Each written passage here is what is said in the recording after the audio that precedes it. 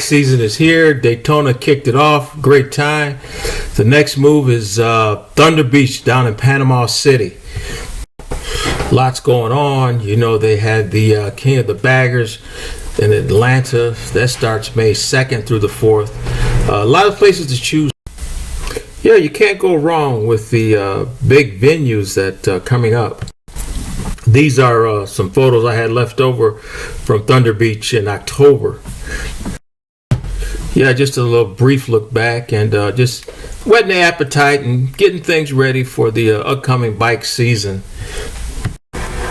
I know everybody's getting their bike ready, and I'm really looking forward to the meet and greets and just seeing what you've done with your motorcycles, detailing it out and everything. So I'll really be on the lookout for the Indian motorcycles.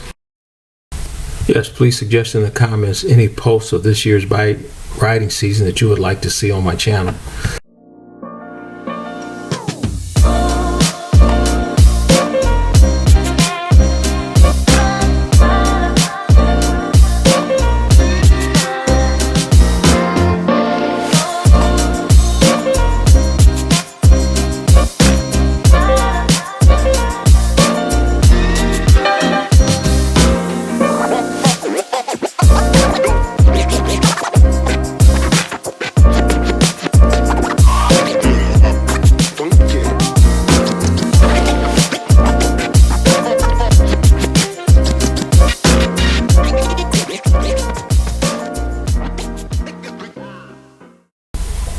Yeah, and this is the last of the three-part series.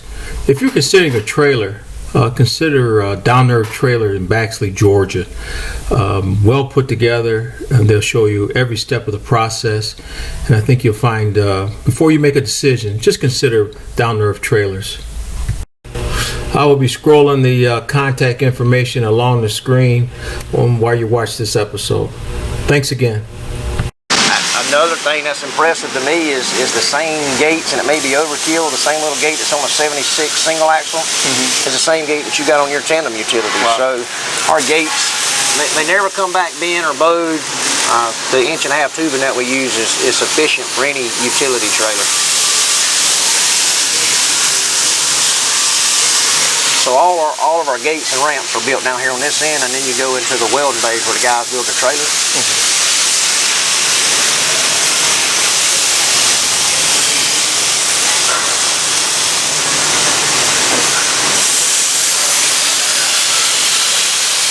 I'm going to tell you, probably the most impressive thing about this place is back when I used to weld and I got bored, I built me a basketball goal, and it's still up.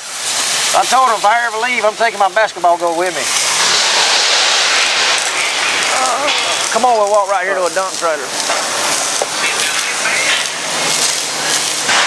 So where it used to just be a few welders right here, and one guy built gates right here. Now, obviously, you can see both walls, even that back wall is filled up. Where that forklift is, there's 4 bays there where they build the little trailer. If you come over here, I'll introduce you to a welder that's been here a while.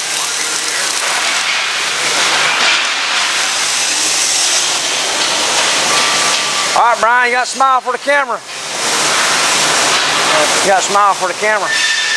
How long you been here? Yeah. 17 years. So this is Brian Crosby. This is one of the guys I was saying, like, there's some welders that you kind of have to babysit, but him, like, you can come look at some welds. Hey, Mr. Crosby, how are you, sir? Thank you. All right. These guys they know what they're doing. Clean.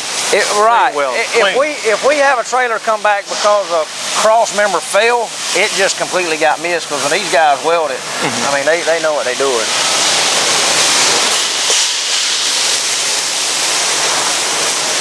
And then you was asking about, you know, the difference welds. There's certain welds you do, like up here on the front,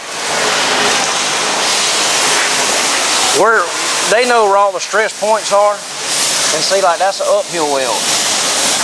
So the welds do change. It ain't just, you know, laying a bead down. Where the structure needs to be stronger, they adjust the weld to that. So that's what I say, with all the weight that's on that at one time, that's why that's an uphill weld.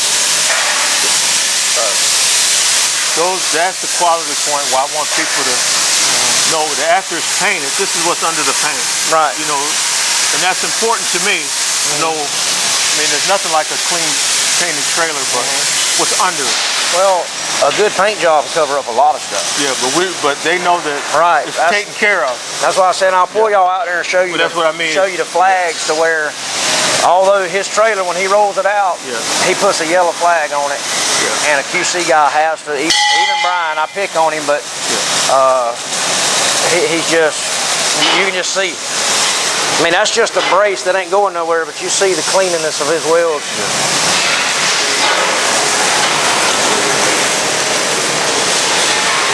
And there's several like that's Brian. He's been here 17 years. Robert Bush is a couple stalls over. He's been here longer than him. Like, and Billy had a management position. Wasn't for him. Didn't like it, so they put me out there. Robert. But some guys like to come in and just get under the hood. So, wow. Thank you so much. Yeah.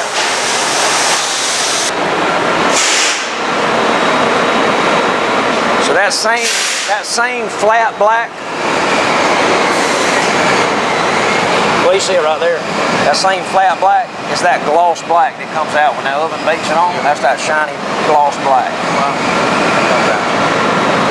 And the minute, and because we bake it on, which other manufacturers will too, but as soon as it comes out, you can take a rag of toluene and wipe it, and you can't even get the paint off of it. A powder coat finish is bar none. So it's more electrically charged on there?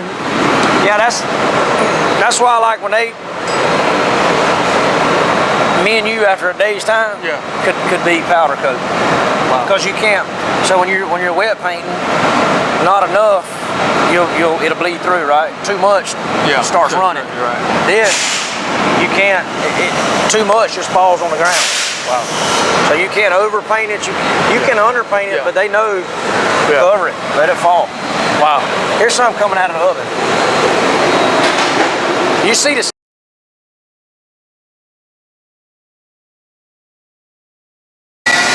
And they fixing to come out. So as soon as they come out, these guys start popping in.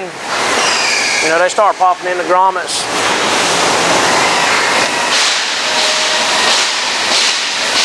And the thing about it being up and elevated is now the guys can get under it. So I'm not saying everybody don't do it, but if that trailer's down, it's hard to get up under there and get a good coat of paint on it. But with it being powder coated, if things electrically charged, and I'll take it to the paint booth, but it just wraps and sticks. So even places that's not painted, used to not be painted in some manufacturers. I mean, the bottom of that fender is just as shiny as the top. All right, how you doing, sir? You got me in there, no? Yes, sir. You got me in there. I got you. How you doing, sir? So this forklift never leaves this area. He's getting that and ready to get prepped, and as soon as he picks it up, they'll. Let me jump in here and say, every person has a set job and set detail. And everyone is staying focused on their set job and detail. Yeah, most of the trailers that they build, they already been pre-ordered. But there's one thing I didn't get into, and that's about enclosed trailers. Moving on to the deck building of the trailer. Truck rolls in, truck's unloaded, and away we go.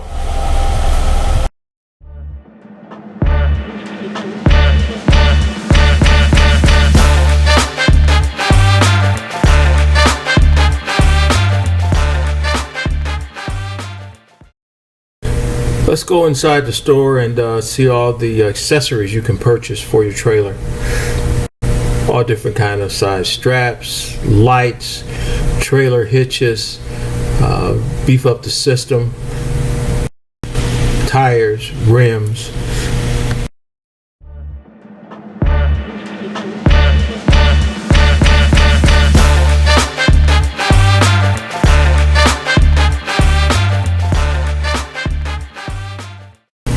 Yeah, they got your motorcycle chocks in stock. I'll let Brandon give you more details of what's in stock and what's available. Welcome guys, I'm Brandon with Down2Earth Trailers in Baxley, Georgia. I'm here to give you a quick overview of some of the motorcycle shops that we would recommend to haul your Indian, Harley, whatever, bike, even motocross bikes. It'll do everything for you. But it's the Condor. You can do a PS 1500 or a PSTK 6400. The only difference between the two is the 6400 includes a removable part so that you can actually just leave the small adapter piece in the trailer and remove the chock so that you can use the trailer for other reasons. If you do just the PS 1500, it'll be just the standard aluminum chock that you would mount into the trailer, and of course it would be stationary. This is honestly the best made chock that money can buy. It's made in USA. This model is the aluminum unit, so it's going to be a little bit lighter. It features the auto lock wheel system, so when you just push the motorcycle up, it'll lock in place. I believe the guy's website is condor-lift.com to see videos or whatever. We also carry these on our website, which is trailerpartskingdom.com. And in addition to that, if you want to strap the motorcycles down, once you have it positioned in the chock, we do recommend the 1.5 wide Condor straps. These feature like a 2,500 pound capacity per strap. And it's definitely going to keep your bike in place. We also carry the soft covers so you don't mar your handlebars. I believe there's a set right here. So we carry, Condor is really what we want to back as far as carrying motorcycles. I'm a motorcycle man. So most people that love motorcycles like I do, you learn as you go what's the best and what to buy. And so I'm just trying to give you my recommendation, and that would definitely be Condor. Condor pay you to say that? Do you have another brand? We do carry some other brands. We also do for the more affordable option, these would be considered, these are made by Phoenix USA. It's just a little, it's a quick removable motorcycle chock. It comes in a box. It comes with hardware so that you can install it really fast and simple. I think these maybe are $49, $59. It's a lot more cheaper option than the Condors, but like I say, if somebody's paying thousands of dollars for a motorcycle, then you probably want to go with the best, which would be the Condor. Trying to think, do we carry any other motorcycle chocks? We have carried others along the way, but I've just learned that out of all these I've ever sold, I've had hardly any that were defective from the factory, and I've heard some amazing stories about people that have been involved in collisions, their trailer flipped. The motorcycle is still positioned into that system to hold it, which that's amazing. So it's your money, but if you want my professional opinion, I would recommend the Condor if you have the budget to afford those. If not, then this would also do the job. It's just probably not going to keep it strapped down if you were, in a end-over-end collision and pulling a trailer, okay. Obviously. All right, So, but we thank you so much. thank you guys. All right. If you have any questions, hit us up, down2earthtrailers.com. We also are a trailer manufacturer in addition to having many parts in our showroom to offer our customers. We're a complete trailer shop, bearings, wheels, tires, axles, you name it, we got it. Give us a call, let us help you out. All right.